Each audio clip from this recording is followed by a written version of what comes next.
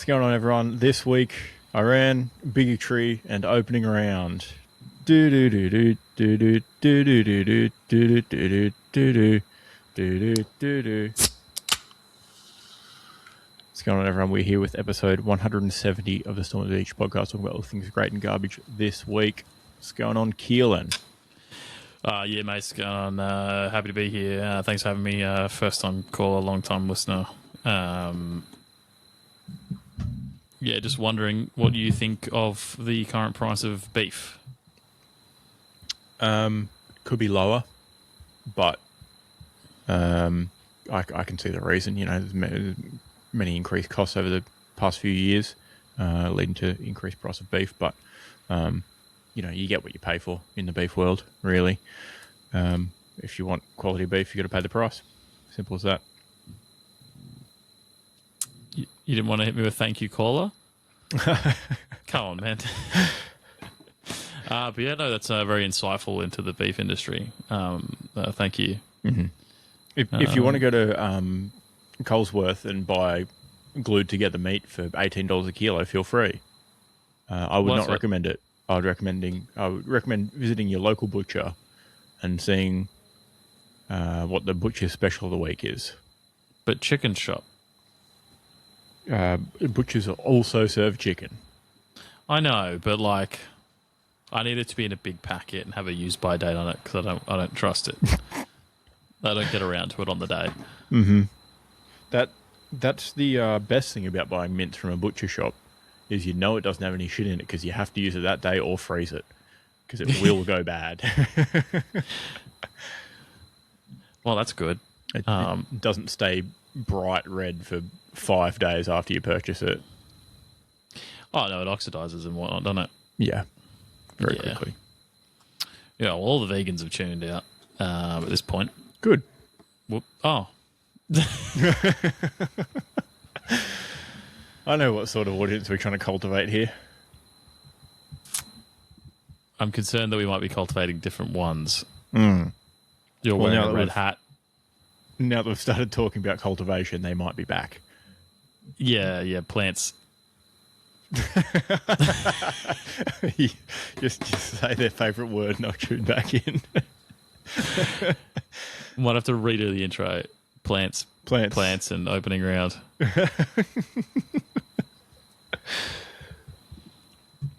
But yeah, what has been going on? It was a busy weekend. We recorded 2 songs at a new studio, which was very enjoyable. Down at Brooklet. Mm-hmm. If you're ever in Brooklet, the general store, delightful. Really good. I was pleased to walk in and see that they had Wardell pies in the pie box. Mm-hmm. Very good. That was a treat. It was almost going to be a butcher of the week, but I ordered the minted lamb, which is my go-to. Yep. She dropped it. Oh. And it was the only one left. Oh. So I ended up with curry beef, which, you know, is nothing special, even though it's from Wardell. It is just classic curry beef mix. Yeah. Their curry beef is pretty stock standard.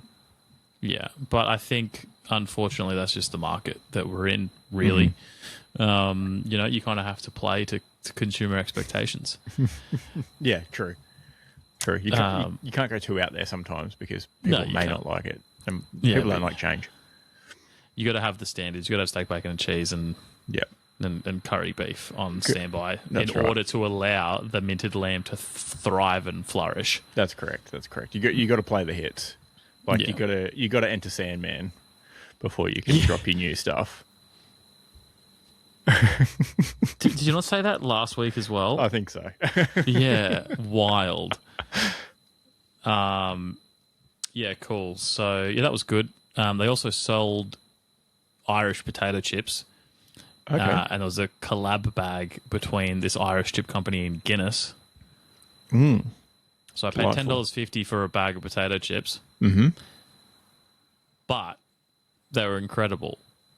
Mm.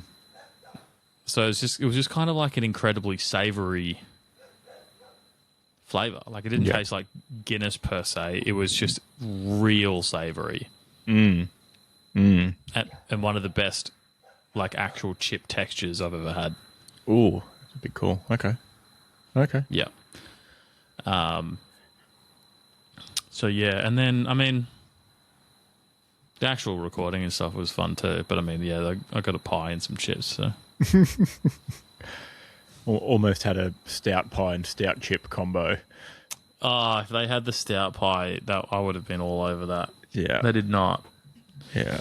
Didn't even have a label for it. I don't know if they order it. I guess maybe they just don't. Possibly not. Possibly not. But no, that was a highlight. I mean, the studio was basically like a tiny home. It was bigger than some tiny homes, to be fair, but it was like, you know, side of a small hill on a property kind of vibe. Delightful. Thoroughly enjoyed. Turns out it wasn't the studio I knew was up there that was for sale recently. May still be for sale. I don't know. Different location. So Multiple studios in the area. Yeah, that's the studio capital of Australia, apparently. Yeah, well, it's a good place to be. This one had 8 ARIA awards on display. Cool. Which was, I was like, oh, so that's the closest I'm going to be to one of them.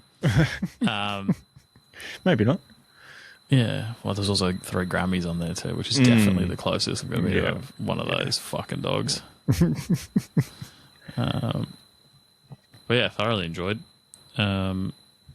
Just be creative in your time off. Wow, who would have thought? It's good fun and really enjoyable. Wow.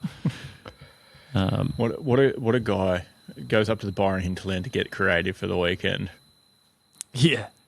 I even had shoes off at one point. With a bit of grounding with his mustachioed friends. We were making jokes that we should ground ourselves. Bit of pantless yoga. Get some sun Only on when your the perineum. sun came over. Yeah, just to make sure. Vitamin D deficiency is a real problem. That's right. Yeah. But yeah, and then Sunday just played a bit of golf, mate. And Casual suit shopping that I mentioned off there, but there's nothing really exciting about that except for spending a bunch of money. But yeah, then a bit of golf. Play well. Yes and no, which is Classic the stock golf. standard. Yeah, absolutely classic. Good enough to go back. Always good enough to go back in it. Yeah. I hit like the straightest drive of my life, 250 meters across water. It's like a shortcut. Shortcut the hole a little bit. And I was like, you just nice. Flopped it out after that. It's the last. So it's the 9th hole at the Pines. Mm-hmm. You can cut the corner a smidge, which is great because if you go, the hole goes to the right. So if that's a dog leg or I don't fucking know. The hole goes right anyway. But if you go on the outside of the corner on the left, this big old bunker. So in avoiding the bunker, I just had the cool play. Yeah, which was nice. 250 meters. I was like, huge. It's not bad. Yeah, with rollout, that is. Yeah. Take that with especially straight. Yeah, but yeah, where you want it to be, definitely take that. Couldn't ship for shit though. I went bunker to bunker around the green just all the time. Yeah, so with golf, you do win some, you lose more.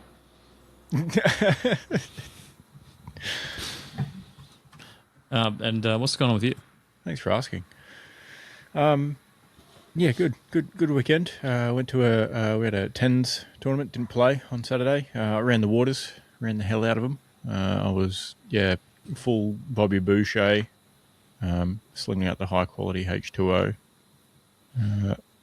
It was good. It was both raining and then very warm, and then raining a little bit and then very warm. Gross. Pretty rough conditions. Yeah, imagine playing golf in those conditions. Yeah, well, I was sweating running water, so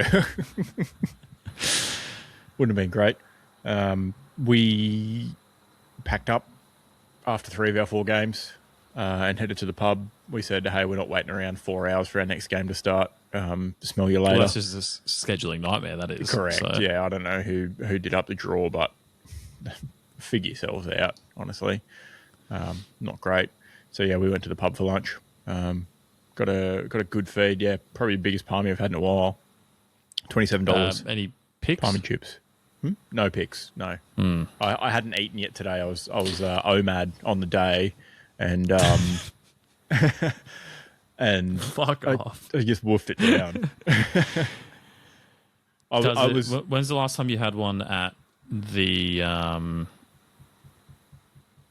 one up the street here? A while ago. Yeah. Because that's one of the bigger ones I've seen around, but that is Lodge? a 32. Up there? Yeah. It's like a $32 not too long ago, I suppose, in the grand scheme of things, a while ago now. But yeah, not ages and ages ago. That was pretty good.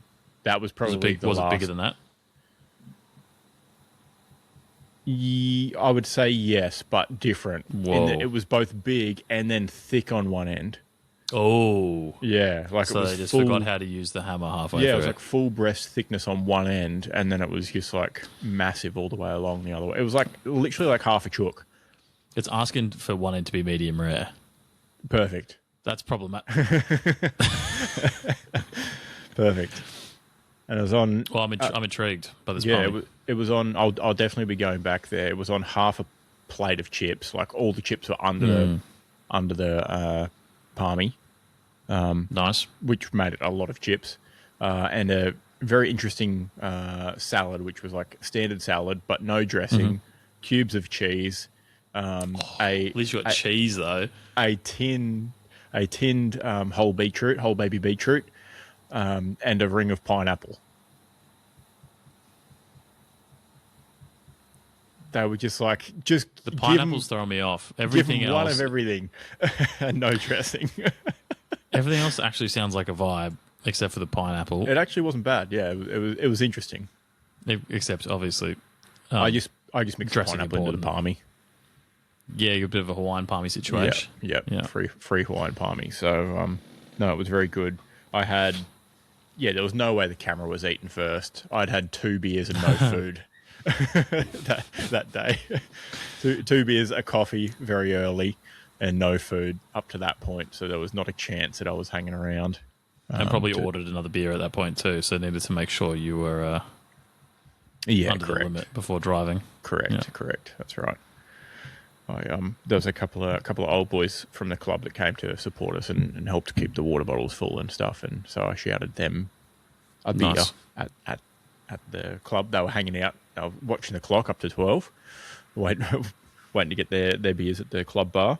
So I shouted those, and then they got me back at the pub later on. Look, you go. Shout out the fellas. Yeah, so it was good. It's a good day. I'm eyeing up a charity golf day in a couple of months, actually, so I might have to get my swing moving again, although probably not anytime soon because I tried to hit a cane toad with a golf club a couple of days ago, and my oblique was just on fire instantly. It was like, oh yeah, that's a rotational exercise. Good luck, chief. Yeah, tough that. Yeah. So it's 3-man Ambrose, so I might be, depending on how my rehab. 3-man? Yeah, depending on how Putter my only. rehab's going, I might be putt only. I might be the putt leg. Chip and putt, or just Texas wedge it up and let the other fellas do the long range stuff. Yeah, you could drive with the putter too, just to play it safe, keep it in bounds. Yeah. I just put one down the middle first with the putter, Yeah. and then say, go Like, for your no life, worries, boys, fellas. we've got it. Yeah. swing for the clouds, boys. Yep. So yeah, I'll have to warm the golf back up again. But no, good. Yeah, Good my week. shoulder was sore afterwards because we did hit the driving range too. Oh And I wow! was like, bit sore now. Before you started. afterwards, like yesterday when I woke up. Oh, I yeah. was like, where'd this come from? Yep. Very good. All right, should we get into Butcher of the Week? I think so. Keelan, any butchers this week? Iran. But not yeah, what you think. So you aren't training for a half marathon or a full marathon? it's not even running related. I did see that as soon as I said it. So there's multiple levels. This is definitely a Goosebumps choose your own adventure. Mm-hmm. I ran a little bit on the weekend. I went for a run on Sunday. Nice, yeah. But there's absolutely no butchering involved. That was pretty stock standard. It was fucking hot, though. Yeah. I don't like it here for running. It's shocking. you leave the house at 7 a.m. and it's 1 billion degrees. It's fucked. Yeah. But no, importantly, so as you're probably well aware, there's a conflict going on right now in Iran, right? A conflict in the Middle East, you say? Yeah. No way. Fucking insane. Yeah. When was the last time that happened? Religion bad? Anyway, my problem's not the conflict itself, actually. I just didn't want to give it away in Big the war outline. guy. Yeah. It's there was some influencer in the airport in Abu Dhabi or whichever airport wound up getting hit by a missile. Right. Yeah. Complaining before it got hit by a missile that they don't have their luggage, all these planes are getting turned around, all these flights are getting cancelled, and it's a big strain on their day.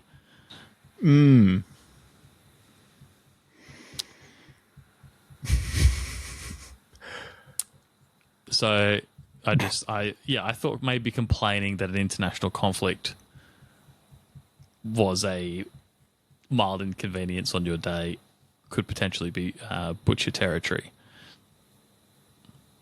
Read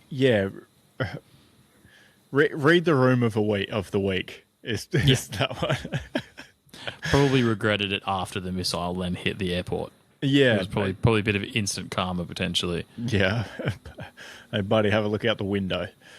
Yeah. Yeah, not great. Not a good it's not a look good for, look at all. for that bloke. It wasn't. Oh, I see. Yeah. It was proper influencer. Oh, I see. Well, Yeah. even tougher look, mayhaps. Yeah. Definitely would have caught more shit on the internet, I think. Because of that. So, yeah, tough shit. But just, get a better opinion, dude. It's not hard. Yeah. Yeah. You know, they could be like you and just say war good. As we all know, you've got many, many shares in Lockheed Martin, so those are boosting right now.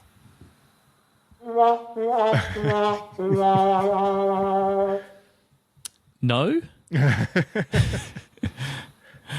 That would be a very sensible thing to be invested in. Oh, yeah. Yeah. Invest money in the military-industrial complex. Is Always a winner. Easy make money, yeah.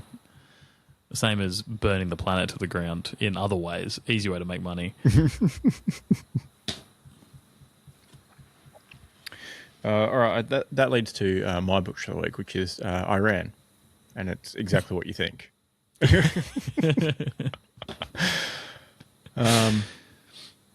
What are we doing? I get it. Like, why are we killing leaders in the Middle East still? Why are we still doing this? I've had a funny thought just now. Okay. You know how Hollywood struggles to greenlight original content at the moment? And they're just kind of doing sequels and stuff. Yeah. Maybe the Middle East is in their sequel era too. Hey, you know what was a hit? Getting rid of one of our Middle Eastern neighbours' leaders. Let's just run that back. Yeah, let's do it again. Yeah. To be fair, the runtime on the Iranian sequel of the Osama bin Laden story was a lot faster. Mm. It was a very quick film, very quick operation. Mm-hmm. He didn't have time to hide in a cave, I suppose. Yeah. They didn't even have to send blokes in. No. Did it work from home? With a fucking $20 Logitech controller. Yeah. Logitech, or it was a Mad Catz. They had to get in. They had to get in on this one to boost their stock back up after the Titan sub issue. Yeah, well, It's good press. Also, the benefit of those in this use case as well is the fast triggers or whatever too. Mm-hmm. Yep. Yeah, very helpful. Got the in war as opposed to submarines. Mm-hmm. Yes. Yeah. Yep. Absolutely. The trigger stops didn't help them with the sub. No, because it stopped them from pulling down the not kill everyone trigger, which is a weird thing to code in, that you have to pull in the trigger the whole way to not kill everyone in the entire submarine. But like, it is what it is. Yeah. You've got to keep your structural integrity meter full by holding the right trigger the whole time. Yeah, Didn't realize they had trigger locks on. Hold the anti dead man switch. Yeah. That you have to do to keep everyone alive. Love that. I've also got another Solid nomination. Is Elon Musk for being called out that the US has a new drone of sorts called the Lucas, the low-cost unmanned combat attack system. That's essentially just a big model aeroplane with what experts spotted was a Starlink unit on the back. No. But as we all know, Elon Musk hates making money, so he's denied that vehemently. In that, saying that you can't use a commercial Starlink unit on a weapon system, it violates the terms of service. I'm sure that would definitely stop the US government or any other governments from using it, right? Deliberately violating any sort of term of service. And in fact, it runs through something different called Star Shield, which is apparently completely run by the US government independently of SpaceX. I don't know about you, but I'm not buying the Starlink versus Star Shield distinction. I've just opened up a photo of the drone. I'm not convinced it's two different things. I can. So I'm looking at the rectangular dish on the back. Is it a dish of it? Oh, well, Yeah. Anyway. Yeah. Yeah, it says Starlink, but links crossed out, and then Shield's written underneath it in Sharpie. And then in the bottom corner, it says it's actually got written Elon was here, WOZ here. Yeah, it's like underneath Woody's foot in Toy Story. Elon with a backwards E or something. Yep. Because he's a child and doesn't know how to write. Which is actually probably a pretty good explanation for why one of his kids is just a bunch of letters and numbers vomited onto a page. True. Yeah. True. But yeah, a butcher of the week for Elon Musk. I'm not convinced. So overall, war losers. Yeah. Yeah, I think so. I think we just solved it. I think so. Solved the problem. Yeah. We've just solved world peace. I mean, Print the shirts. Two white dudes with the podcast. Yeah. Embroid the hats. War losers, hands down. I mean, if we keep producing this during World War III, that's probably good merch. True, yeah. Although China will probably be involved, won't they? So, with what, the printing or? Well, both, and right. it'd be problematic. They probably wouldn't be able to do trade with China if they're involved on the wrong side. So Yeah, good point. could be an issue. Good point. Yeah, apparently they're not too happy with what's going on. Who would have thought? China. Yeah. Well, I don't think anyone should be happy with what's going on. Yeah, neither is Russia, although, glass houses and such. Surely they can't team up.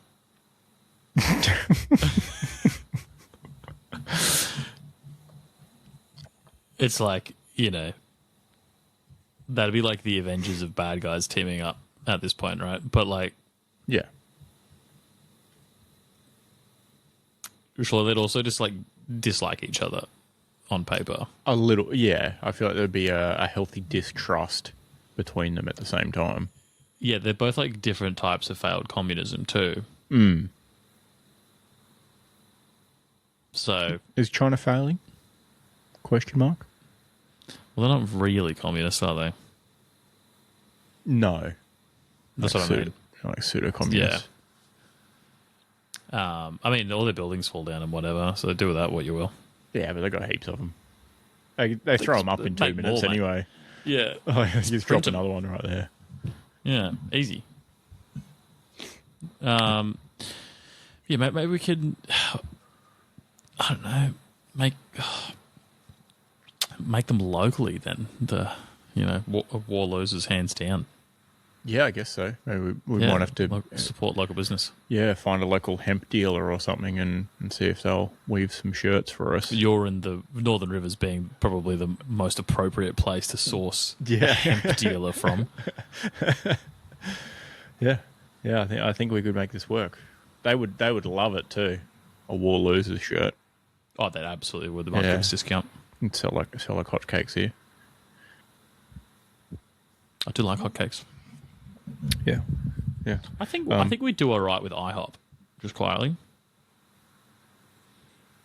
I think so too. Yeah, because like, how there's that one pancake parlor place or whatever in Service. Yeah. Like the whole shtick is that you're putting like 1 billion things on them. Yeah. Just run the classics, mate. Straight back. Maple syrup, whipped butter, stack. Bit of vanilla ice cream if you're getting fancy. That's your one option. Not if you're in the diner at 6 a.m. Why not? If you Coffee without milk. If you smash, yeah. I think it could go well. And it has to fit the cheap. It has to just nail down. It has to be cheap as chips. Yeah. I guess that might be the Which problem. it could be. Like it's pancakes. Yeah, it's current mass-produced pancake monopoly or hotcake monopoly is held by McDonald's, and they're not that flash. they're like $10. Yeah, certainly not cheap. On Uber Eats at least, which I think everything's probably a little bit more expensive on there, but like still bit ridiculous. Yes, I think so. Back to the war thing quickly.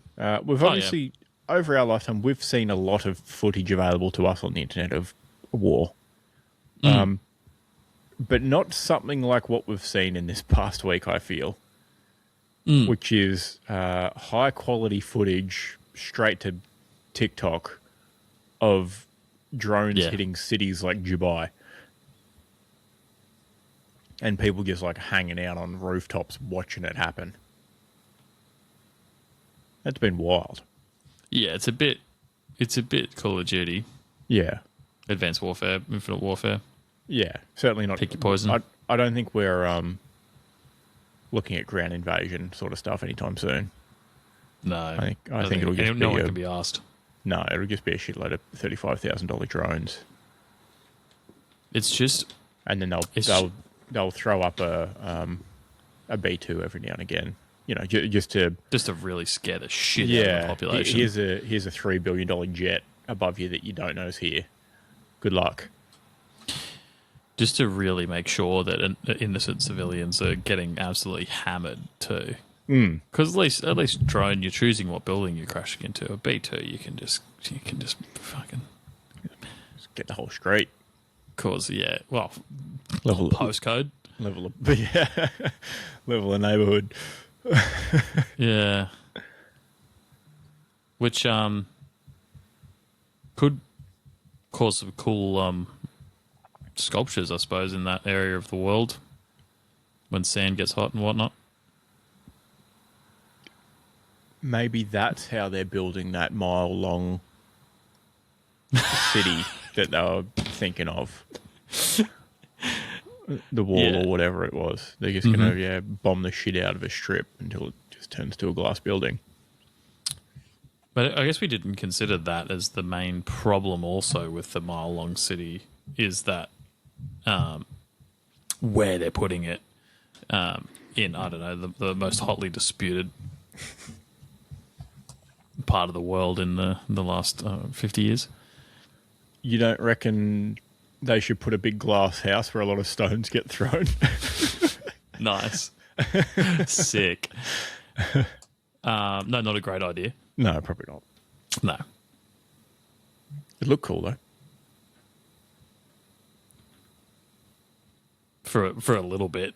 Yeah, And then then true. Yeah.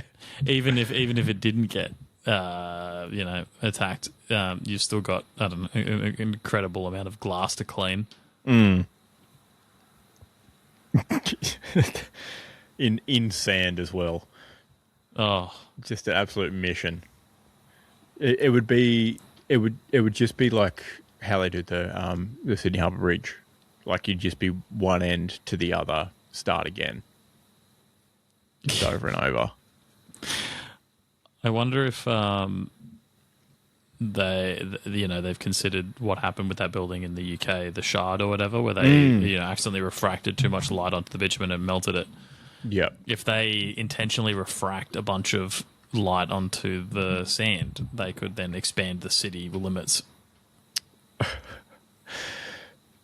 Yeah, well, there you go. An unintentional positive.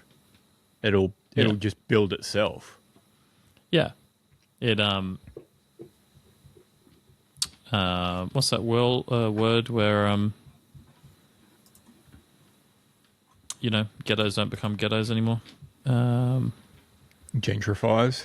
Yeah, thank you. Mm-hmm. Gentrifying the desert. Mm-hmm. There you go. Haven't the Americans been trying to do that for like 40 years? Well, yeah, but this is a different technique. Oh, right. Okay. Yeah, fair enough. Yeah. Slightly different desert too. You can't just get white folks with Labradors to move into the desert Yeah. either, which normally works quite well. Historically, at least. Yes. And, just no one wanted to go. Wonder why. Yeah. Anyway. Summary, Iran bad. War no good. Shit list? Shit list. Any movements? Yeah, so it feels weird now that I've said this is shit list material. After we've just talked about war being a butcher, yeah. Yeah. But if you consider that the Premier League has breaks at sundown during Ramadan for the Muslim players to have a break and break their fast, Yeah. which A bit of brekkie. doesn't add a crazy amount of time to the game because normally they're having an electrolyte beverage and a carb gel. Yeah. They're not eating real food. They're still being athletes. At the Leeds City game at Leeds, Elland Road, they had the break at sundown, and there's City have quite a few Muslim players, and I guess Leeds potentially doesn't. Maybe they can't afford foreign players because they're shit. But yeah, there was booing as they walked off to have their snack break, which I think is great. it's just blatantly dumb. Yeah. Disrespectful? I mean, not as disrespectful as bombing another country and killing another country's leader, even if they were a bad guy. So it feels a bit weird after talking about Iran to shitlist Leeds fans. But still. War is above the shit list, just to clarify. But yeah, so that's your weekly dose of. It's not racism, is it? I think religious prejudice, religious bigotry. I think that's probably pretty adequate. You don't see if a player goes down injured, and they've got to cart him off or whatever, and other players are praying for his health around him. I don't see him booing that. That's also practicing religion on the pitch. Mm-hmm. Or people celebrating with it. Exactly. Little cheeky cross. No one gets booed for a fucking Christian celebration. So, just grow up. Essentially, what it comes down to here. Yeah, do better. Do better. Yeah. Okay. Perfect. Mm-hmm. Is this episode called "Do Better" now? Working title. Yeah. Why not? We'll put it as a placeholder. Circle back to it. Sweet. Let's put a pin in that, and then we'll get on to footy, shall we? Yeah, let's take this offline. Yep. Sucked in everyone who wanted to come here for footy. All right. We'll discuss this offline, and we'll catch back up next week just to make sure it's minuted on what we land on. Yep. Thank you for your time today. I'll make sure to send through the meeting notes as soon as I can. Thank you. Wonderful. Thank you. How good to have a physical button. I was going to do the digital button. I love buttons. As well. How good. Footy is officially all the way back this week. Woo! Yeah, buddy. We're not playing in people's backyards anymore from Thursday. We're at our legit grounds again, playing for real deal competition points. Yeah, North are no longer playing home games in Greater Northern Melbourne, aka Ballarat, which is also pretty far west. Which I thought was an interesting spot for their preseason. But anyway. And getting a big-ass stand. It was just unusual. Yeah, doing a lot of work out there. They did win, though. Yeah, true. So, true. Take the Pies away from Melbourne. What do they got? Not many sausage rolls. Or not enough.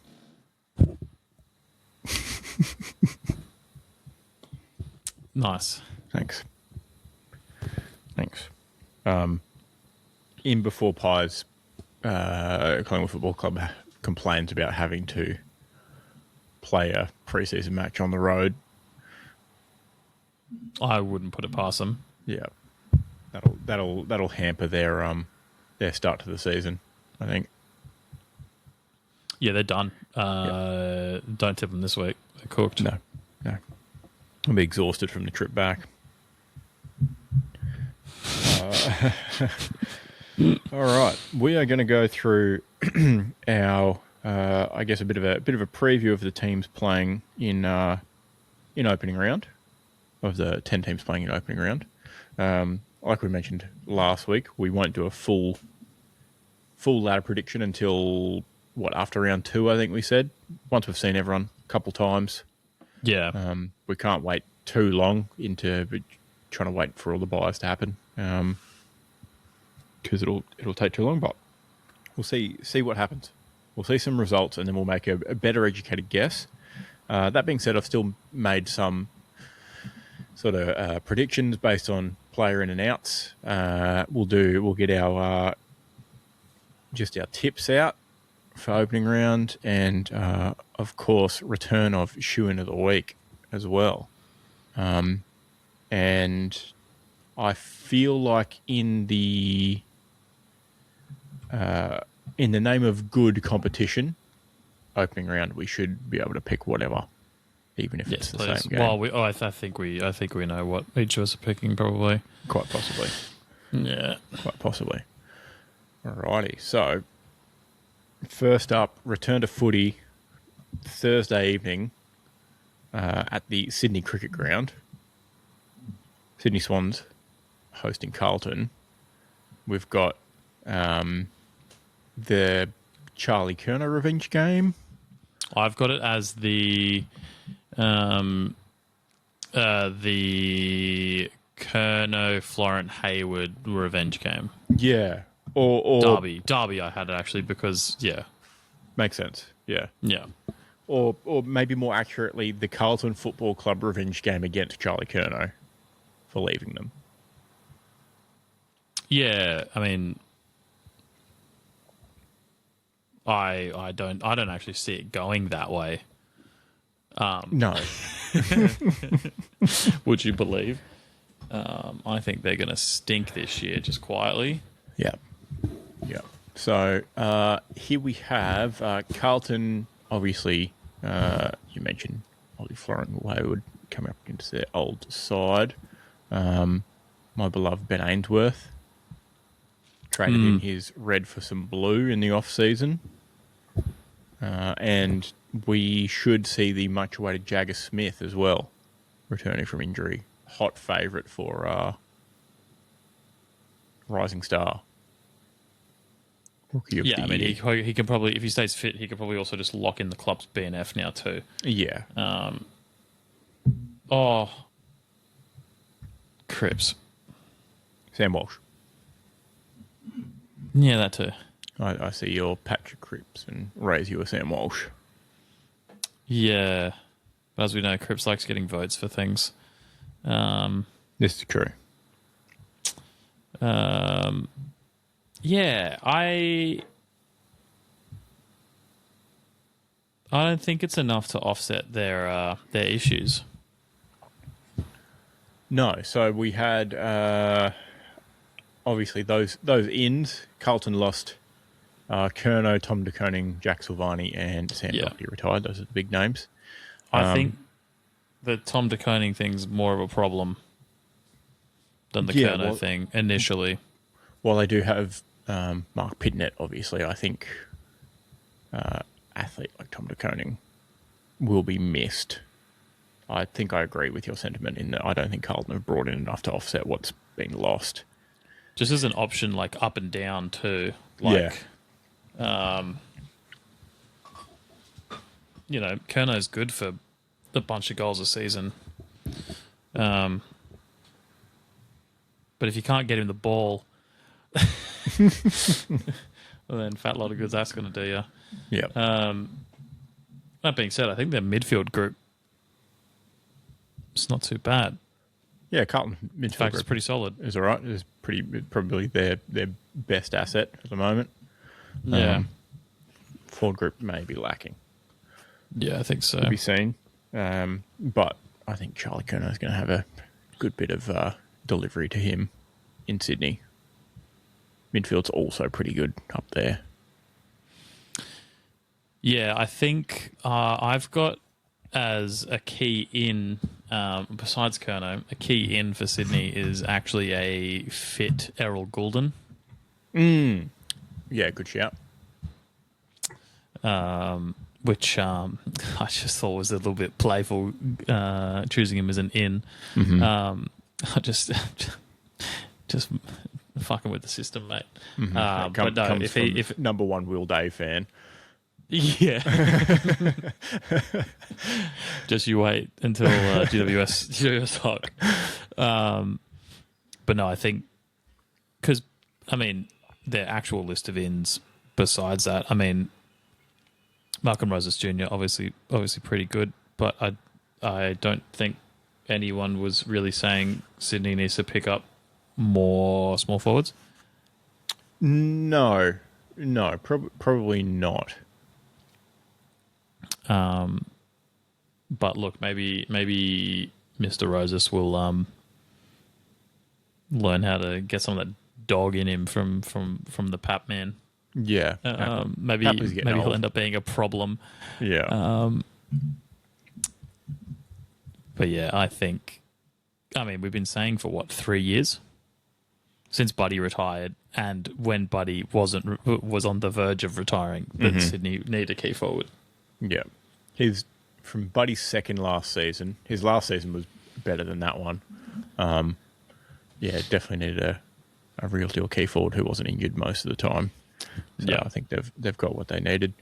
I guess question around Sydney's defence. You know, Yeah. they delisted Aaron Francis, who was filling a bit of a hole there as a bit of a journeyman. Delisted Robbie Fox, who playing Tassie Devils VFL this year.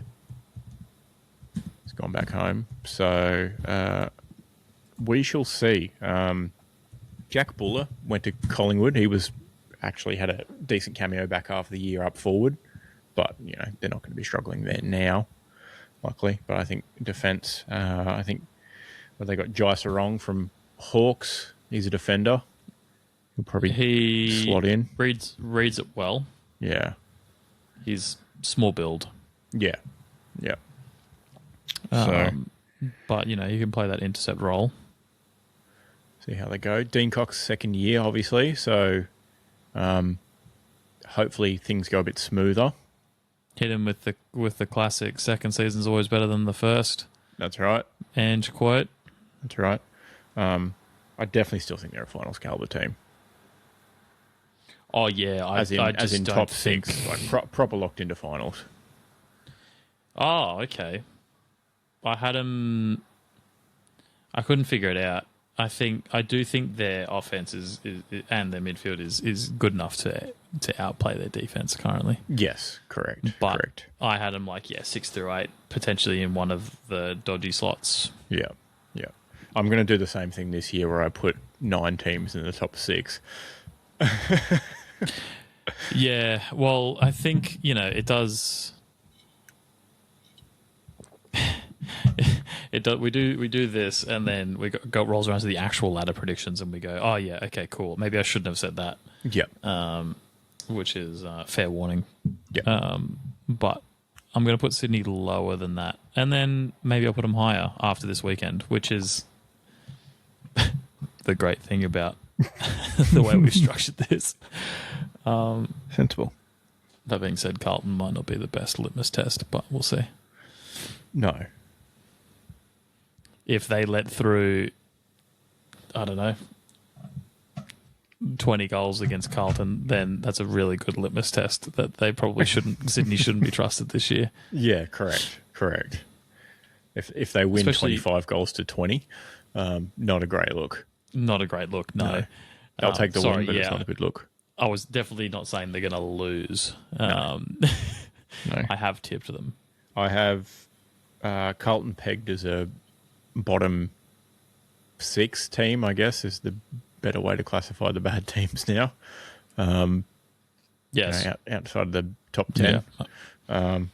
Pegged as a bottom 6 team. Maybe the top end of the bottom 6, if you want to get complicated with it. If you want to get annoying about it, I don't like to. We're not doing the bottom 6 in order for sheep stations. It's not like You don't want my top, middle, and bottom 6. No, it's okay. Thank you, though. Okay. I'll make sure not to do my top, bottom, middle, bottom when we get around to it. Bottom. Either way, this game, I have Sydney get the win at home and by 24 points. And my bold prediction is Charlie Kerner kicks 5. Yeah. Yeah. It's not that bold, actually. It's probably just got a capital on it.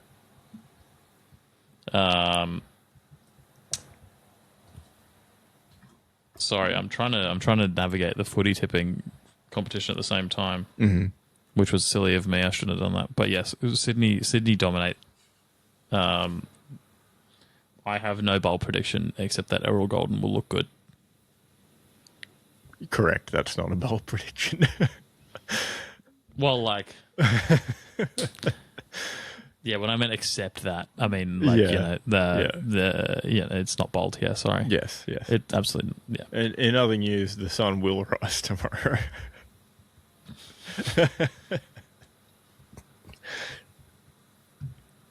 All right, on to Friday night, and it is only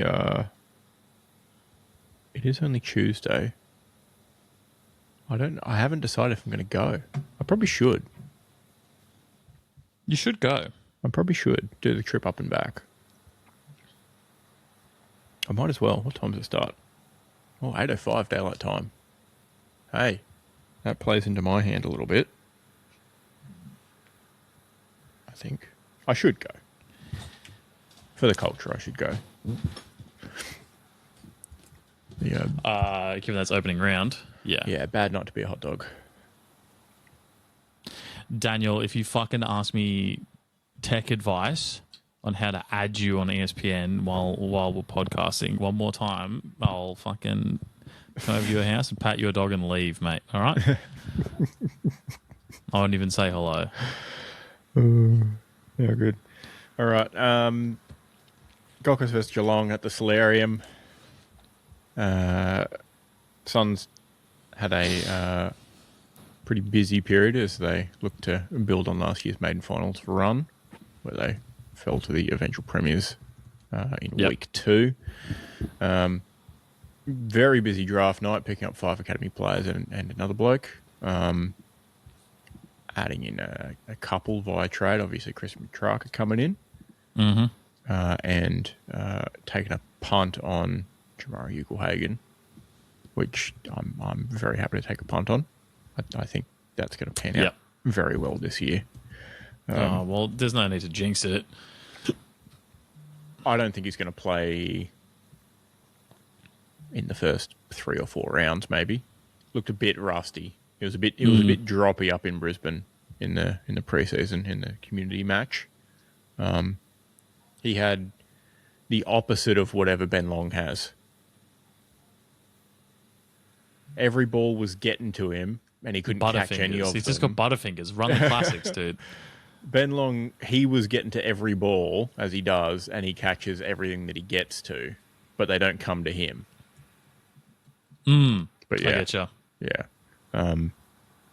We've got to get Ben Long to rub off on Jamara a bit over the next few weeks and then get him back in the side.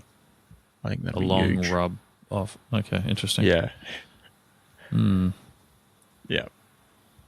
No comment. Hopefully there's some specialist shops around the Gold Coast that could help with that.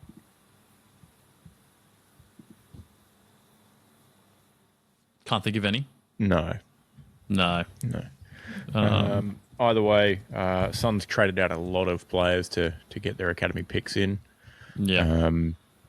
Ainsworth gone, Butterick gone to the Bulldogs, Fiorani gone, Sam Flanders gone, Mally Rose is gone, Game's gone. The game's gone. Alex Sexton delisted. Sean Lemons and Dave Swallow retired. So quite a bit of a change up. But Suns pretty deep. They had a few injuries towards the back end of last year. They got some guys coming back in, so it should be okay. I think the Suns would have been happy with last year, but I think they would have been a bit disappointed they didn't get themselves a better spot going into finals, given they had a fairly weak-ish draw. They could have finished a bit better. Obviously, they had the and Darwin games are automatic. Auto wins for them. Yeah. Obviously, they had the first game of the season become the last game of the season, which didn't help. But pencil in another 2 Darwin wins this year. Fingers crossed. Biasedly, I'm going to say they'll finish top 4, even with Matt Real missing the start of the season with his finger injury. Oh, I forgot about that. I think Christian Petrarca slots straight in. Yeah. Little take, track Cook's action and a little substitute in a bit of Petrarca for Real, and you'll get a similar result. Yeah, just less beefy flavour. Yep. Bit more herby seasoning though, perhaps. Is that because he's Italian? Yeah. Yeah, loves oregano. Yeah, and basil. Probably. Yeah, no, it's well documented. Yeah. Geelong. Geelong Runners up in the grand final. Lions ran away with it. Is what it is. Inns. A few draft picks and James Warple. which doesn't do much. No. Outs. No. Ted Closey, delisted. Mitch Duncan retired. Cam Guthrie, delisted. Mm. Can they do it again? What, can hammer it in the grand final? Mayhaps. Max Holmes, pretty good, apparently. Dangerfield, another year older. Started looking pretty slow up forward. Can Jeremy Cameron direct his way to another Coleman this year? Well, I don't even think he might be. I'm not sure if he's playing this weekend, There you go. given the status of his broken fucking arm. There you go. Injury. Let's have a look. I might have screenshotted it.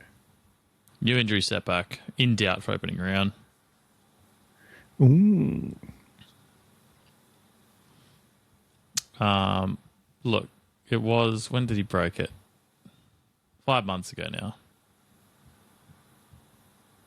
Oh, he'll be all right. Yeah, it's totally fine. That'll be fine. It kind of helped that he kept trying to play through it. No, definitely not. But he's had months and months and months to get over it. He'll be all Drink right. some fucking milk. Yeah. Plenty of that. He didn't play Hawthorn in the match sim at Icon Park, would you believe? Probably smart. Why did I... Yeah. Sorry. He didn't play... That was at the Kennedy Community Centre. I skipped ahead and read Icon Park, which of course is Carlton. Mm-hmm. He didn't play that game though either. Mm-hmm. Now... I've also just invited everyone to the footy tipping competition. Oh, great. Yeah, I'm fucking efficient today. If you want to be a part of our competition, let us know. Hit us up on Instagram. Be prepared to win because we all suck. What's it called? Dream Team. I see. You're Amanda Hold, aren't you? Yeah. Yeah, I think I've invited you. I might have to refresh. Yeah, I'm only allowed to send one invite per user per day. Okay. I'll see where it is to accept. I'll have to figure it out. Either way, the website I think works better. Yeah, I think the website is what you need to do for all your ins and outs of different competitions, which is a pain in the ass, but it's fine. The Geelong, not a great bunch of changes, but not really surprising given they made a grand final. You know, you probably just sort of run it back as much as possible. Warple in for the others that they've lost. Arguably better. Well, You know? better than what they lost. Yeah. Not an improvement on what they have. No, not a huge change, but marginally better. Yeah. Better than what they lost. I still think they'll be pretty good finals team. Top 10 definite. Yeah, I've got them top. They're a top 10 lock. Yeah, definite top 10. But either way, I'm going to be taking the Suns to start off well at home. Start making the Solarium a real deal fortress, especially Suns this early in the year. Suns are the favourite. Yeah. And early in the year being Heat, I presume you're Correct. suggesting. Yeah. I think the ins are much outweigh the outs for the Suns, and I think they lock up top 4. just nice. quietly. Very nice. Geelong, my official is top 8. Oh, yeah, top 8. Yeah, I think top 8 as well. The forecast for Friday is a top of 27. It'll probably be about 24 when the game starts, and about 85% humidity. So good luck preparing for that down in Geelong. Sauna. Yep. They can kick a footy in the sauna or something. Footy win, as they say.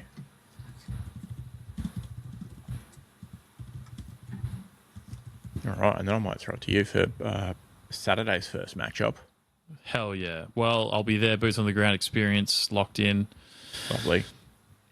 I've got a paragraph. Just to remind everyone, Hock were a genuine contender last year. Mm-hmm.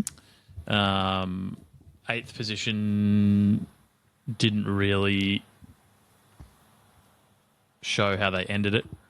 No. Obviously, dominating Adelaide and GWS in finals was pretty nice. They did a good job. Geelong obviously were a good team. So look, I think Hock, while they have lost James Warple, that's kind of it.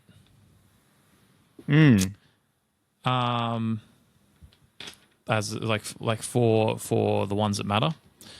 Obviously we spoke about Sarong moving along.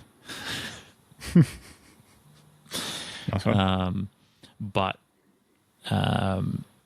Warple's probably the main one, obviously. Just for that, head over ball kind of presence. That being said, he did also used to enjoy getting caught with the ball a lot. So I don't think it's going to be a massive drop off. I think there'll be a bit of adjustment as more blokes get kind of cycled through that midfield. But if we consider that Josh Ward really filled his shoes more last season, started playing a lot better, and the likes of McGuinness, Nash, and Butler still can buzz through that midfield on rotation. Yep. The fifth sub might just be another midfielder. And, against Finn is one of the best taggers. Depending on how he's come back from his lacerated kidney or whatever. But yeah, if you're genuinely concerned about the midfield battle, you just put Finn on him. Yeah. That's fine. And Nash is genuinely massive. Yeah. So there's no shortage of size. I think maybe ball use, which is, you do get a lot more than just ball use from Will Day, but yep. That's kind of what we're missing. He is out only for 3 months currently. So that's not too bad. Not too bad considering Will Day. Yeah. I think I saw his eye in the start of May, potentially, as a target. Yeah. Yeah. So not too bad. And don't rush him back. Yes, correct. Here I was fantasizing about a triple ruck option. And what we might see there. And I hadn't even considered that something way more sensible is teams might just employ a genuine tagger, and then you've still got 4 on the bench. Like legitimately. Yeah. Like this would be great. Well, we haven't really, at least preseason games wise, we haven't really seen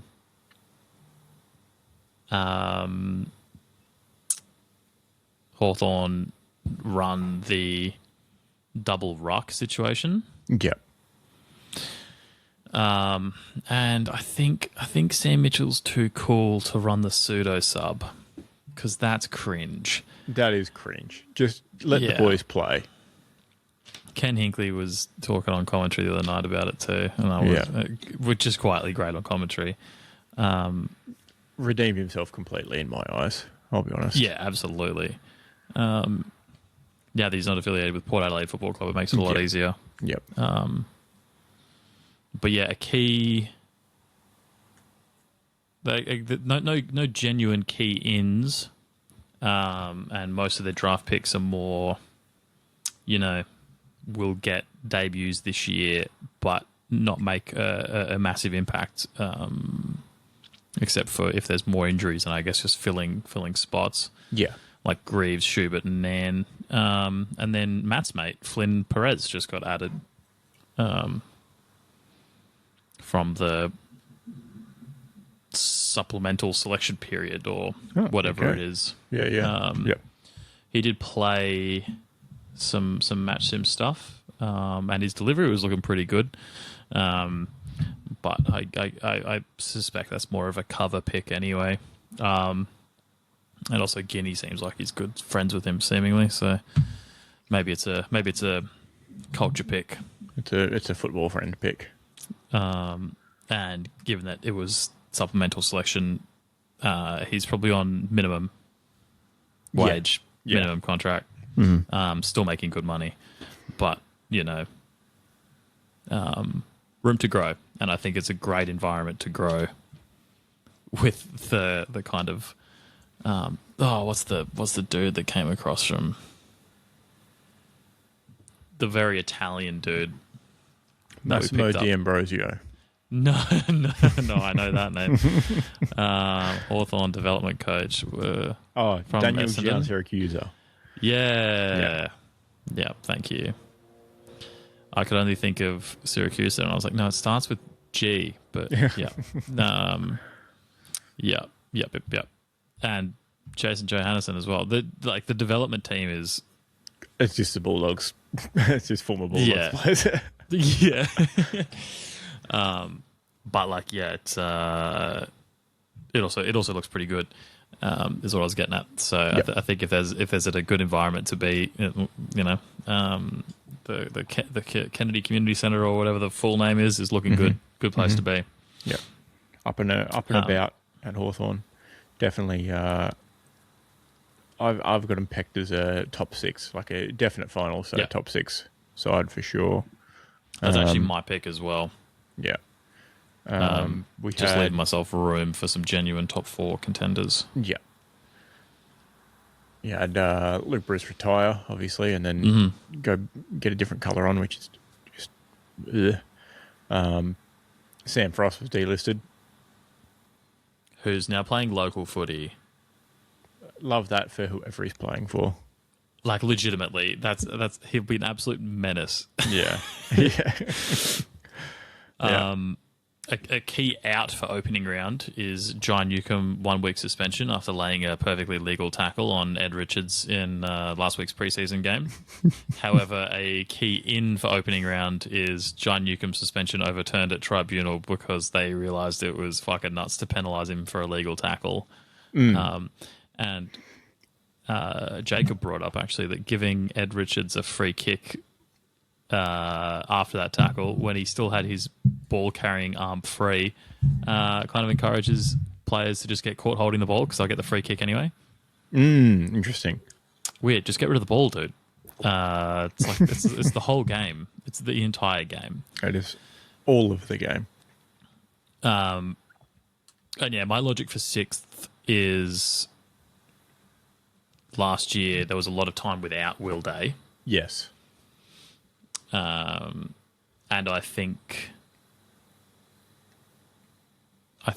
they're going to improve as a group, just naturally. Even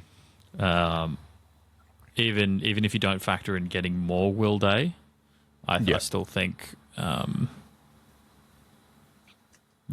than last year. So I've got top 6. Yeah, I think they do enough to have a very solid eye on finals throughout the year without Will Day. No matter if he is out a bit longer, is delayed, goes out again, whatever. Yeah, I completely agree.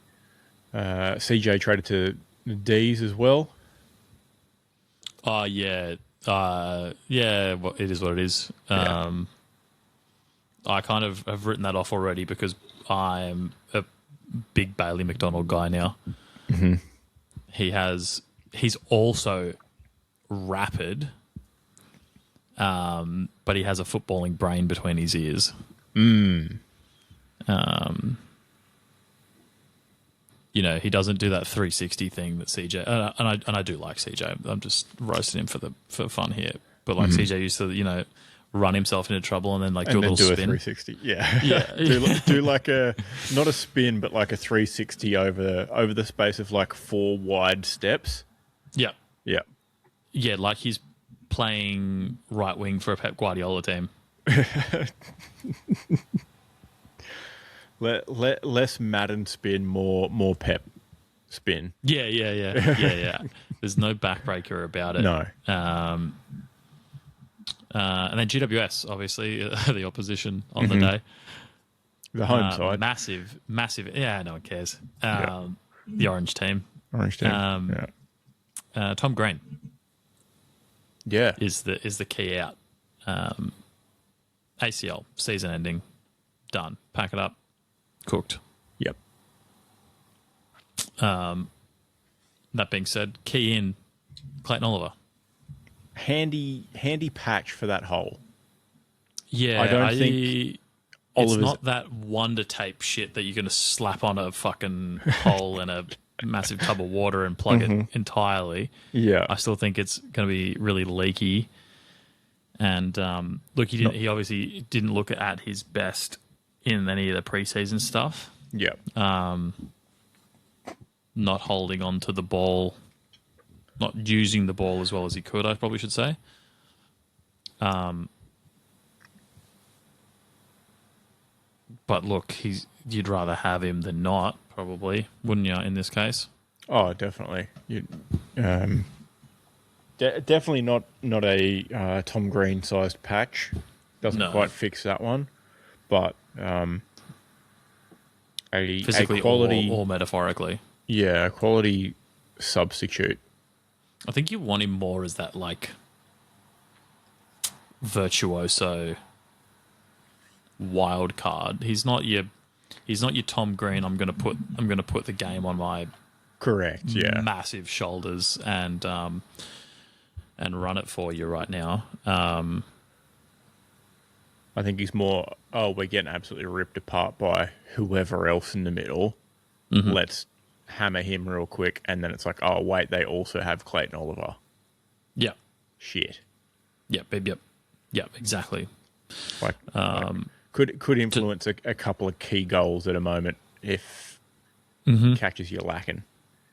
Yeah, it's the American war tactic. Just have more weapons.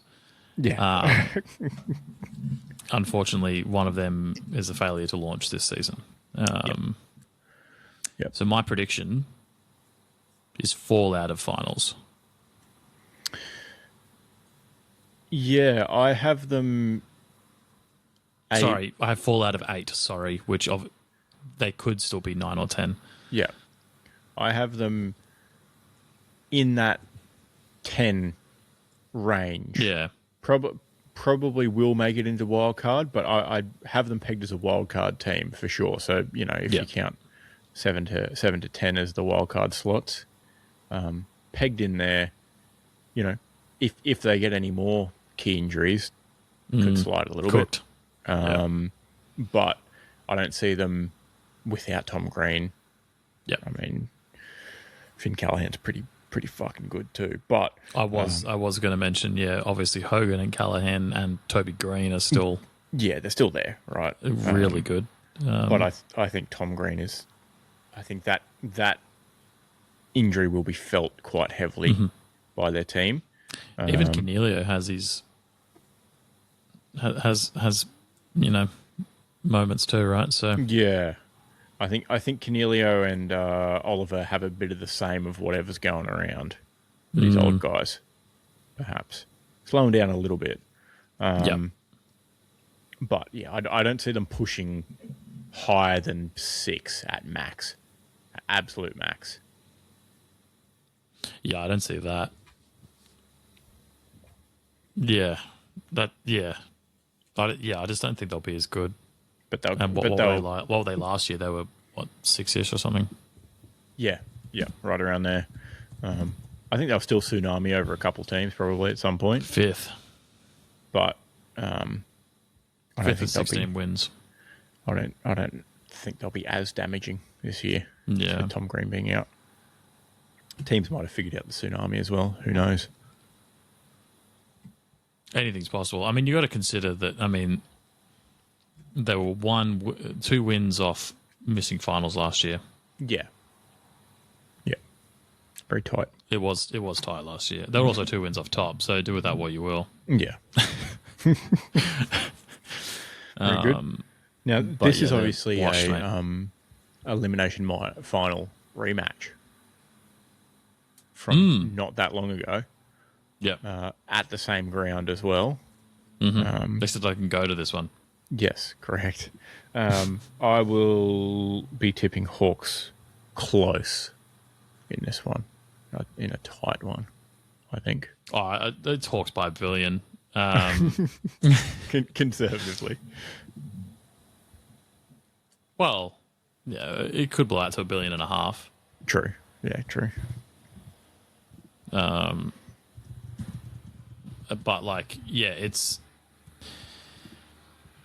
it is. I don't know if they have a home advantage. I'll report back. If their fans are anything to write home about.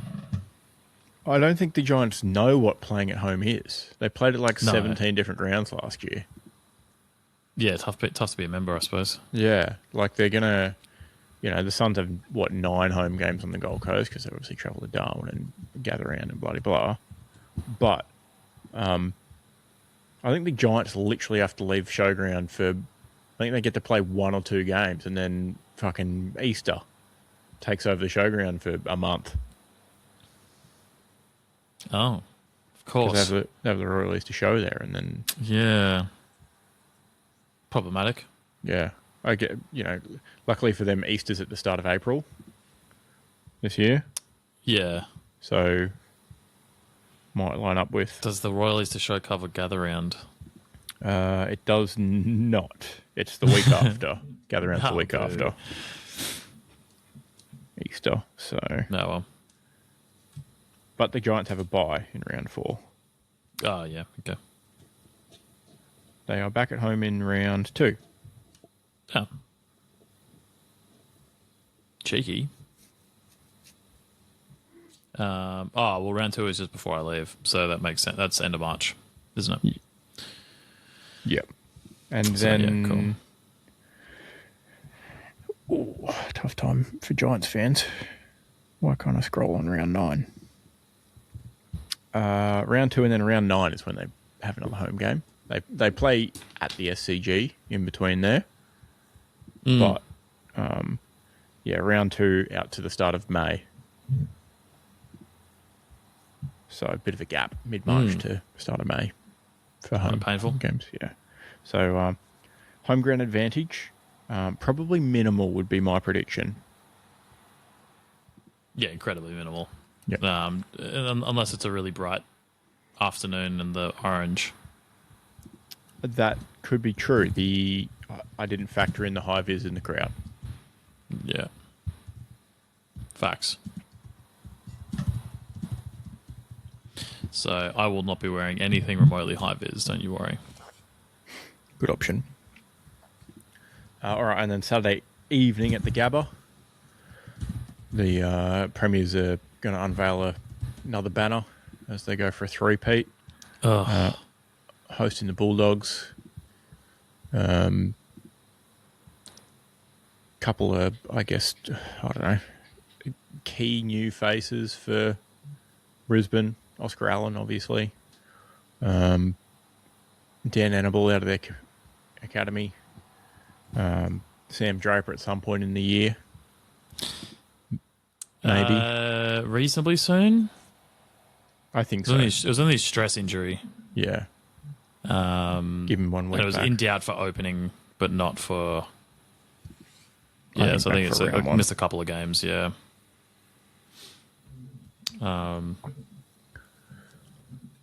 But yeah, they're going to be good, aren't they? Probably. Outs are Calamai Chi, who got delisted, obviously, went to Adelaide. Sam Day retired. Oscar McInerney retired. Yeah. Devin Robertson delisted. And Starcevic went to West Coast. Yeah, losing the big O is not a vibe. And we'll only be able to see with time on how Draper fills the shoes. But for now, his shoes is one moon boot. So Darcy Fort on the firing line, opening round.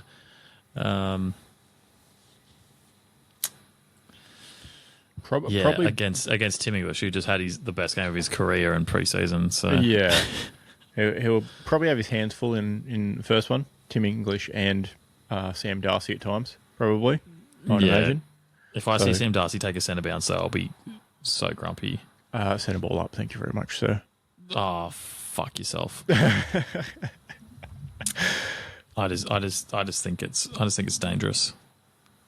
Yeah, it's not worth it. No, Definitely not worth it. especially not against Darcy Fort. Put Now, Norton in against Darcy Fort. That's an equal matchup. Yeah, true. On the programs, do you reckon they'll have replace opening bounce with opening ball up? I hate it. I still think the first one of the match should be a bounce, and you throw the rest up after that. Yeah, because even if you fuck the bounce, you're not wasting that much time. No, just You one. can get it the next time. Just give me one. Yeah. That's all I want. What's Fox going to do on the thing when they throw the ball up? They're not going to go. Yeah, they can't do the Ripley thing. The cringe American style broadcast that I always complained about anyway. Yeah, correct. Next we'll have bright yellow posts. Shout out the Las Vegas NRL games where they had the American football coloured posts. They had so many pixels Yeah. in their stadiums, so many screens. Yeah. You got to keep them entertained somehow when you've got 4.5 minutes NRL of action in front of 3 you. hours Oh, for the old hand egg. for the regular, yeah. Yeah. Yeah, correct. Some other, the Lions are going to be good again, right? They're going to be good again.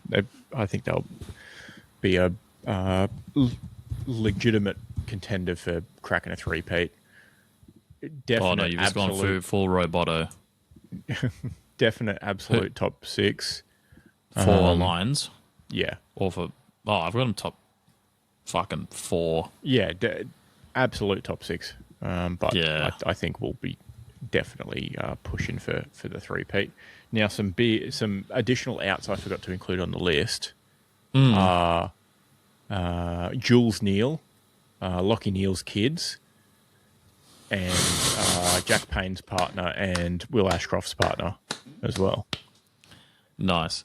Now, we're all hoping for that to cause on-field distress, but I fear it won't. Only time will tell. We shall see. I don't hate teams that have success. I hate people doing bad things in the spotlight. Correct. And also Hawthorn not winning. So yeah, hopefully they just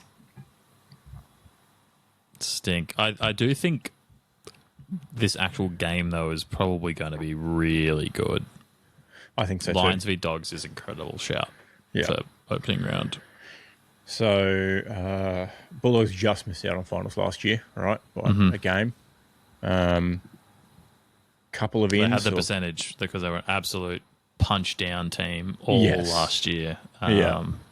Real deal flat track bullies Yeah. last year. They were laughing at the disabled, not with them. Correct. Yeah. Connor Budrick comes in from the Suns. bolster up Which their is- defense a little bit. Fine. Yeah, I think he'll fit that's well. solid B. Great.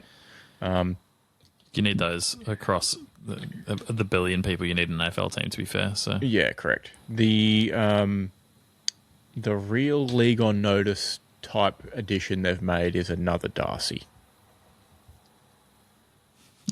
yeah, I don't think it's a league on notice this year, but it's a No. league on notice for the next decade. It's potentially. It's a potential watch and act.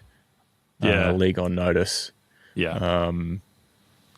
Will Darcy, 198 centimeters. How tall's the other one? Oh, The other one's got taller to be than that, over 200, I right? think. Yeah. Please tell me he plays like down back or something. So he key forward / defender. Okay, never mind. There you go.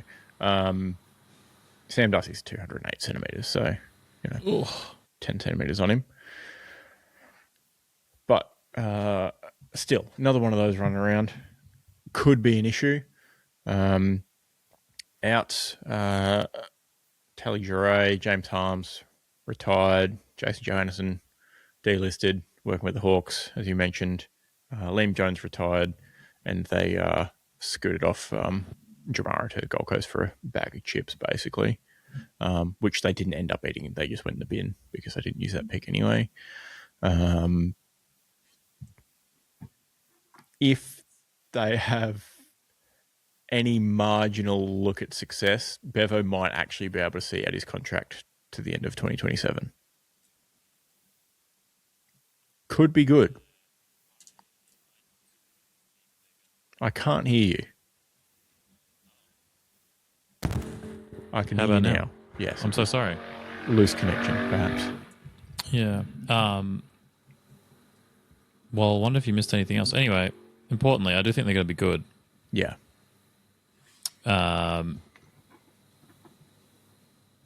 They did spend a lot of time last year without the Bont and Sam Darcy. They did. Yeah, they did. And obviously, both of them are pretty good. So, if they can all hang around for see out the season, they're going to be a lock for top 8. I've got another definite top 10. I'll iron out what my top 8 looks like, top 10 looks like. But yeah, I agree.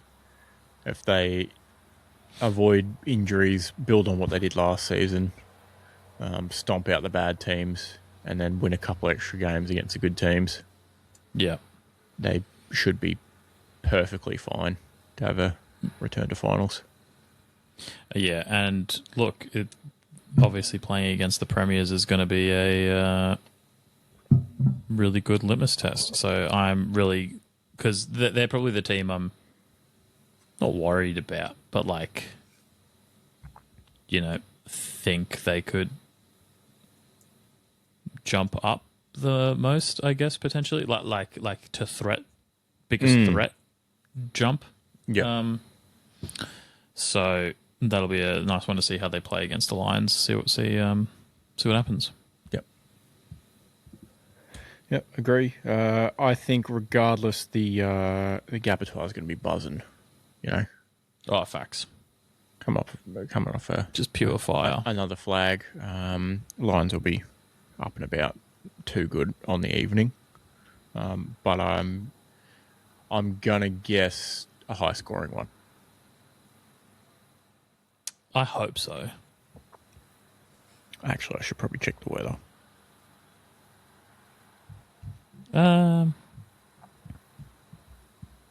So it's not a bad idea.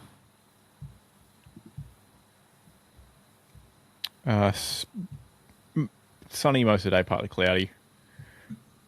20% chance of rain. 5, 6, 7 p.m. So maybe not high scoring, but probably will be. Early in the season, nice and warm. Either way, Lions get them in a shootout. We've got a lunar eclipse in 5 minutes that I forgot about, by the way. We do actually. I thought I wasn't going to be available to see it. It turns out we started late. I might not still be available to see it because we'll have to leave. It peaks at 9:30 in Brisbane. So, Oh, okay. all right, sweet. Let's speedrun the rest of this. Yep. All right. And then And only because this both stinks and doesn't stink at the same time. Saints v Pies. yeah, Sunday evening, night before a public holiday. Evening. The stupid public holiday. Why would you want one in the start of March? Kick it to the back end of the year, dummies. Facts. New look Saints versus the Pies. Saints have maybe some help for Naz. Tom de Koning, Flanders, Liam Ryan, Yeah. Jack Silvani. Jack Silvani, a bit of a doubt, I think, to start.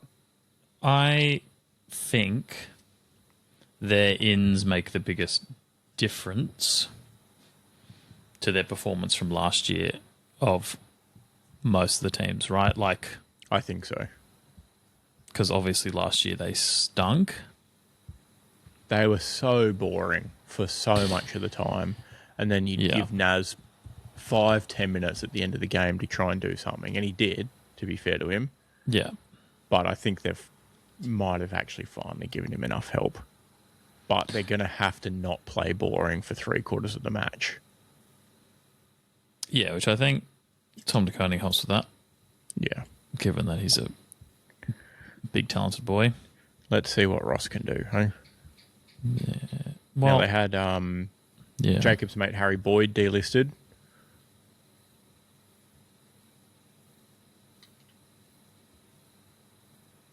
He was on our ruck watch, I believe. Oh, that guy. Yeah. Yeah. Max Heath traded out. Zach Jones delisted. Schoen Maker delisted. Heartbreaker for Saints fans. Jack Steele traded to Melbourne. And Jimmy Webster retired. Look, I think they've got a fair bit more coming in than they have going out. Yeah. So Yeah, if their coach wants to play interesting football, they could probably do it. But he doesn't like doing that. So I guess actually 9 wins this year? Same as last? that sounds about right. Yeah. Yeah. For St Kilda, Thanks, 9 wins. Thanks, yeah. Ross. Yeah. I honestly believe if they don't make finals this year, he's got to be gone.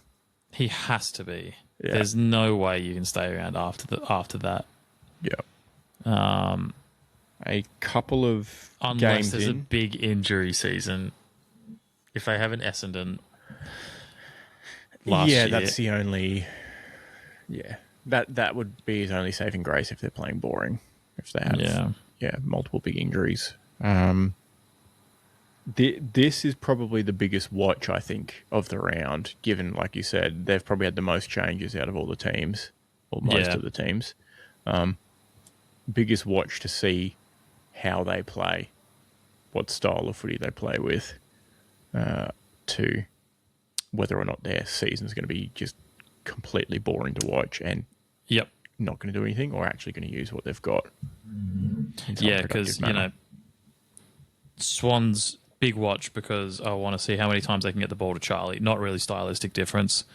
Yes. Giants versus Hawk, self-explanatory. Suns Geelong, self-explanatory. Yeah. Lions v Dogs. I just want to see how both of their existing play styles match up. This is the one that should have a change. Yep. Correct. Actually, a very well structured opening round, just quietly. Yeah, Victorians whinged enough and they got their stuff, but Collingwood still had to travel prior to this week, so see how they go. I think St Kilda is, barring injury, a top 10 team. Probably, eyeing off a wild card at this point. Yeah, I have them 8 through 10. Yes. And by 8 through 10, I do mean 9, 10.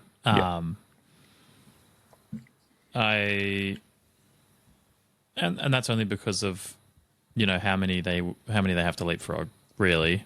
Yes, in order correct. to make that happen. Yep. There's still a lot of good teams. Yeah.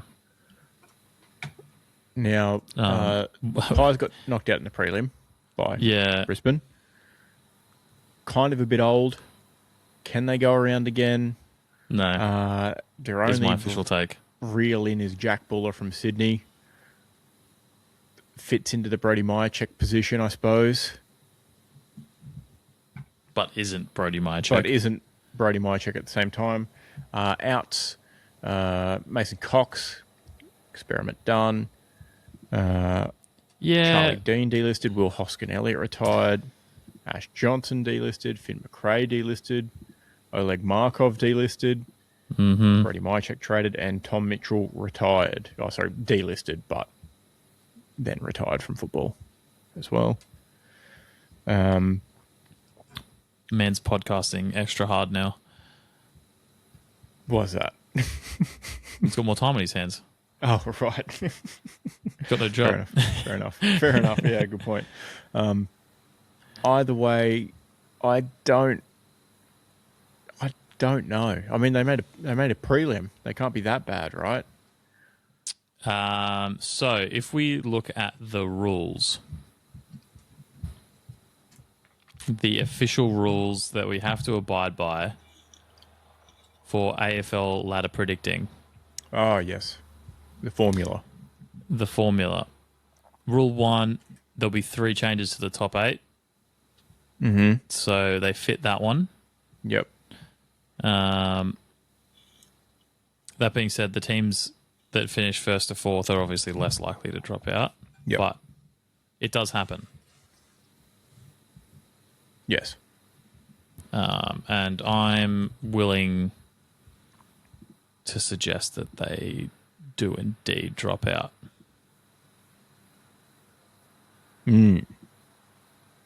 I've got them in a very soft wildcard position at the moment. I think at risk of Dan getting grumpy in the chat after he listens to this, I do think that could potentially be their peak. Their peak might be 9. Yeah, it's come out of the ocean. It's not summer anymore. Not quite winter. Yeah. You know, we're in autumn. It's the start of footy season. You've gone for a swim at the beach. It's a bit chilly. That's how soft of a wild card position it's sitting in my eyes. I was wondering where you were going with that. Yeah. If they end up 9th, that would mean they've gone 9th, 4th, 9th. Yeah. Which would make predicting the next year very easy. Easy, yeah, of course. Yeah. But yeah, top 10 for me, for Collingwood, not 1 through 8.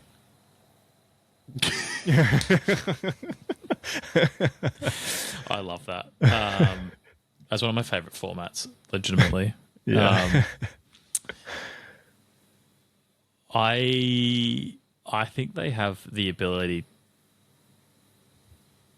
to fall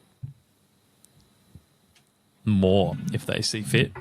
If they get a key injury to either Dacos brother, to be fair. Yeah, either one. Yep.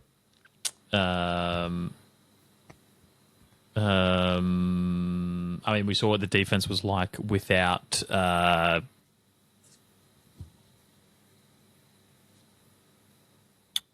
what's his name? We're when both he clashed with Newcomb. completely blanking. Jeremy Howe? Is that who Yes. it was? Yes. Yep. To a Howe or to a Darcy Cameron would be a problem. Because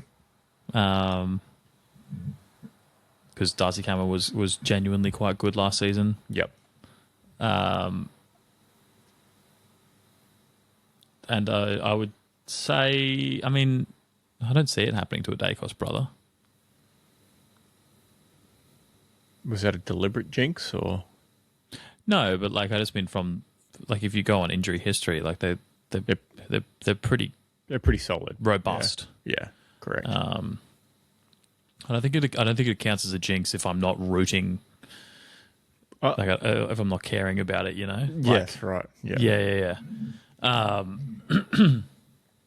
So it's just an observation. Yeah. And I'm not going to jokingly give you an example of what an actual jinx would be. Yeah. But yeah, obviously it is a contact sport. It's pretty heavy.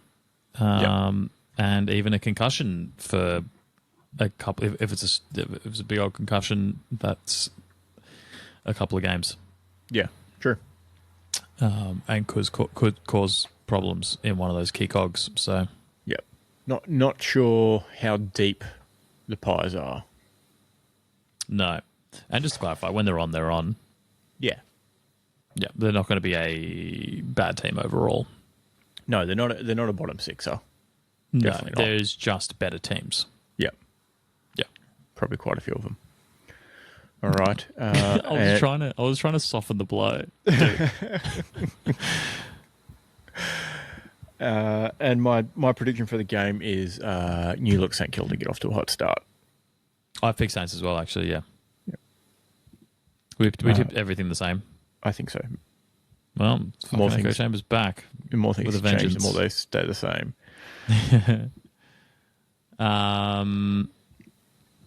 The public is on. Shoe. Yeah, the public is on Collingwood. For the record, The bookies are on St Kilda. they are. The bookies know. Bookies definitely no. All right. Well, look, I'm willing to give you first shoe of the season. It's going to be fairly straightforward, isn't it? Yeah, it's going to be incredibly straightforward. Yeah. Yeah. Straight bat. Get your bat out with your front foot. Gold Coast Suns at home. You had a chance there to be like Hawthorn, and it would have been so funny. I'm going Hawthorn. Just makes sense. Yeah. Are you documenting? Thank you. I am. Yeah. I appreciate it.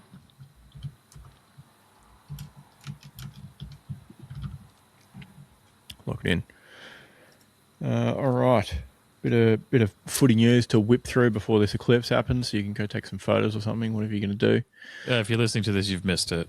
Yeah, you've missed it. Too bad. I'm talking about Keelan's actions. Big news this week. Stephen May, 251 games for the Suns and the D's. Premiership player, obviously, retired. Announced his retirement with a year left to run on his contract. Said he wanted to leave a clean slate for Stephen King, and the D's locker room to not have any distractions around the footy club. Just an all-round good guy, I guess, Stephen May. Just a nice fella, just leaving things better than what he found them. Not causing any trouble or having any run-ins with mischief or anything like that. He would never cause harm. No, correct. No. Probably quite influential in the D's premiership. Still not forgiven for leaving the Suns. That is fine. He was one of many. Such is life. One of a few to leave the Suns and win a flag. Who would have thought? Hey. Glory chasers. And in other news this week, Sam Walsh featured on Freaks of Contract with a 8-year deal, the biggest in Carlton club history. I've been on the record for many a year now saying he's carried that football club, hence his literal back injuries. Not enough praise as a player. Clearly, his work has been recognised now. It'll take him fairly deep in the 2030s. So credit to him. Yeah, it's a long time. He's not that young. He's not that young, no. He's no Aaron Norton either.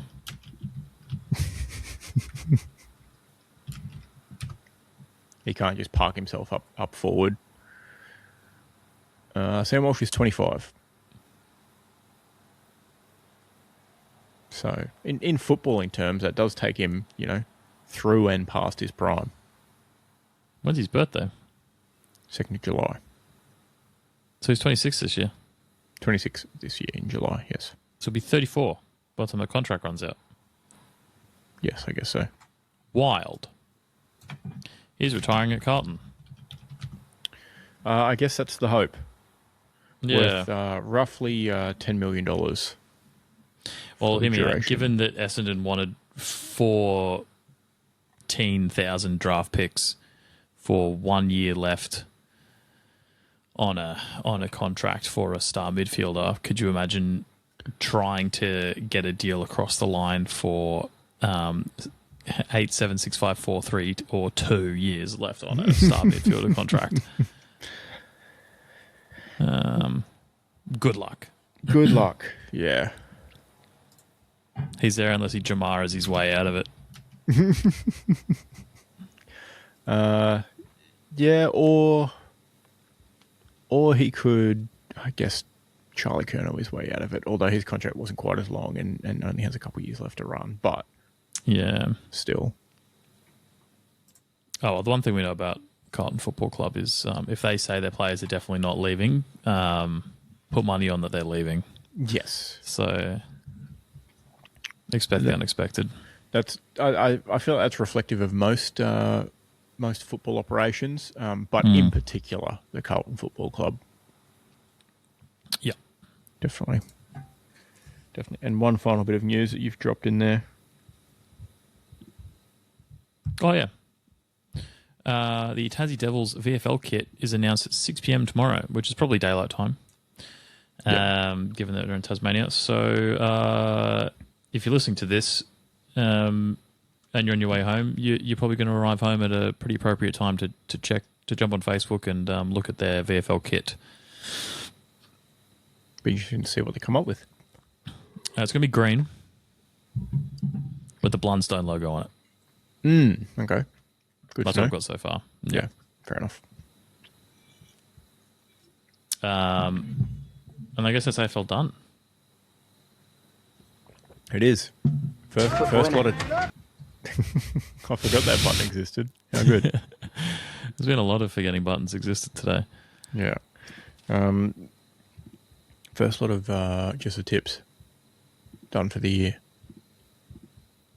The first shoe-in, the first of perhaps many that will be on an even playing field. So we'll see what happens. I've got 2 bits of football in it news, Okay. both related to the Champions League draw. Shoot. So, obviously, I only particularly care about Liverpool's draw. Yep. Liverpool have drawn against Galatasaray in the round of 16. So that's cool. Anything can happen. It is the Champions League, Bodo Glimt, and whatnot. The Bodo Glimt of it all. But I think that's a pretty decent place to be. Unfortunately, it gets immediately harder having to then beat PSG or Chelsea. Yeah, at a glance of the draw, probably got the hard side of the bracket. I mean, it's the Champions League. There's no easy side of the bracket, but there is. I think it's definitely the hard side of the bracket. Yeah. Arsenal can just basically phone it in until the semi, which I think is ridiculous. I mean, they're going to hammer Leverkusen, and then Bodo Glimt's going to beat Sporting and get to a quarterfinal for the first time in their existence. I mean, this is the furthest they've ever gotten as well, I think. So good on them. But then they're going to get absolutely romped by Arsenal. They're going to get whacked by Arsenal. Although they may not. Hard place to play at Bodo Glimt. No, you know why it is? It's legitimately... So their players... It's not any bullshit. It's legitimately... their players are actually quite technically good. Like, they're very technically gifted. Like, if you watch them, they're actually quite good. I watched an analysis. Can you tell? And it's because all the pitches are artificial turf. I think it's perfect condition all the time. it's always flying fast. So Yeah. they have to be good with the ball. Otherwise, they just get left behind. Yep. Makes sense. Also, I think I made a joke about their season without knowing the facts. And I said, it'd be wild to be playing over Christmas there because they'll have no sunlight. Legitimately, their season ends in November. Wow. Okay. Yep. So they qualify for the Champions League. Yep. And then the only other thing they're doing at the moment is playing like friendlies to stay fit. So it could be the ultimate rest versus rust.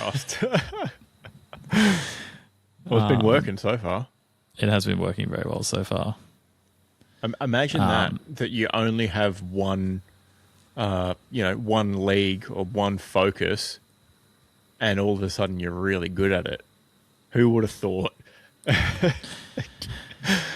What we need is a domestic competition, a European competition, and then 2 domestic additional knockout competitions. Yes. I think that's probably the most sensible thing to do. Yeah. And look, I mean, it makes more sense than adding more games to a contact sport. Yeah. But 4 might be too many. 4 competitions might be too many. That's the cool news. Is just that, Champions League is about to happen again. And by about to happen, I probably should have got the dates for that, which was in the graphic, I think. Oh, I clicked the wrong link. How embarrassing. It was not in the list. Well, you can just figure it out when it happens then. The funny news for the Champions League is that for some reason, the Athletic have gone, there is a world in which Arsenal and Tottenham play each other in the Champions League semi-final. It's like, why is this news? 11th of March. Sorry, just to interject. So next week. Lovely. Starting off Wednesday, with that'll be, won't it? Galatasaray at Liverpool. what time? 4:45 a.m. daylight time. Missed it by that much. That is brutal because they're such good times otherwise. Like your 7 a.m. Oh, to be fair, Leverkusen Arsenal is 4:45 on the Thursday. So yeah, but 7 a.m. for the others. So if you want to get in on a bit of Bodo Glimt action against Sporting, 7 a.m. Thursday morning. I think I legitimately will because I am team 255 Bodo to win at this point. Pretty much all square. 255 versus 250. Insanity. That's crazy considering the odds of their last match that we discussed. Yeah. That they actually, obviously won. Did we cover that? I think we did. Yep, I think They so. beat Inter at home. But yeah, so for some reason the Athletics this would be good news. Just letting everyone know that Arsenal would need to beat Bayer Leverkusen and then Bodo Glimt or Sporting, depending on who wins in the quarterfinal. It's like, okay, no shit. Both those things are going to happen. Thank you. But then the Tottenham side of the bracket is have to beat Atletico and then Newcastle or Barcelona. Neither of those two things are going to happen. It's. I think the funnier thing is the description of the way that this is written. It's like Arsenal would need to beat, Tottenham would need to find a way past Atletico Madrid before getting the better of Newcastle or Barcelona in the quarters. It's like, and then they sign off the article with both Premier League meetings between the two sides this season ended with Arsenal winning 4-1. It just feels like rubbing salt in the wound, doesn't it? So unnecessary. Yeah. So Tottenham fans, look away, you're getting relegated and you're getting knocked out in the round of 16, which is, look, round of 16 is nothing to scoff at. So yeah. Getting relegated, though, I don't know. Higher range again, he'll bring you back. Mm. And then sell Van de Ven to Liverpool, thanks. And that's all for football, innit? Yeah, cool. Excellent. I think that's it. I think that's all we've got. We've made it. Let's flip a coin, shall we? I reckon. I'm willing to participate in a coin flip. Let me see. Whose flip is it anyway? I didn't say the thing. Oh, did we say we were Let's have a going to look. change the sliders, potentially? There's a bit What of were we gonna deliberation to do? happen here, I think. Either Oh, yeah. whoever's turn it is to flip chooses the other one in order to reverse the mojo, or we have the other person, the incorrect person, go in order to generate the correct outcome.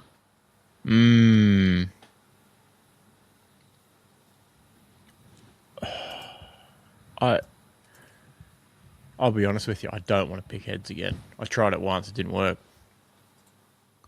Is it your turn this week? It is my turn. So let's make it your turn. I think this can only be a success. You can't fail anymore, so Exactly. sounds good. All right, hold on. On the bright side, I mean, you did Butcher of the Week Elon today, but your internet's been a lot better. It has been a lot better, actually. My machine's been running pretty good this evening, so... You put Elon on blast, and then you only went Roboto once and didn't drop out at all. Yeah, yeah. Who would have thought that eliminating, I don't know, thousands of Starlink connections from the network across the Middle East and Russia would have improved other people's connection? Oh, that's pretty solid. That's a good one. All right, here we go. See, that should be coming up now. Ready, sir? No, it's still blank for me. Okay. There we go. I'm ready Got now. it. All right, flipping. Your call. Heads, please. Oh, he's only gone and done it. We're back. we might be all the way back here. Yeah, well, there's no need to be like that. Holy moly, where would you? It feels like it's been the entirety of 2026 since I last called a correct coin flip. Let's have a look. Oh, where have I gone in my spreadsheet? I've lost my place. I've been jerked around. All right, so that's our. We're on a losing streak of 5 before that, so thank you. Not great. You had a win back in episode 161, so 9 episodes ago. That's so that moderately better than I thought. Yeah, that would, I guess, have been just before the new year, maybe.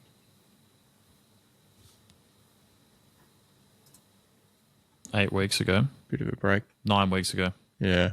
We're 10 weeks in. Oh, but we did skip some weeks. We did So have 100% that was 2025. Yeah. First win of the year. How's it feel? First week of March. Oh, this must be what North Melbourne fans feel like in July. I was going to say West Coast, but also I didn't want to resign myself to one win this entire year. So, Yep. Oh, it feels good. I think it's only up from here, realistically. Yeah. Yeah, maybe. Don't be like that. I guess we'll see next week. Wow. Until then, it's going off. Cheerio. I say cheerio. Yes. Are you Cheerio. You good? Yeah. Okay. Do you want to say it again? Until then, cheerio.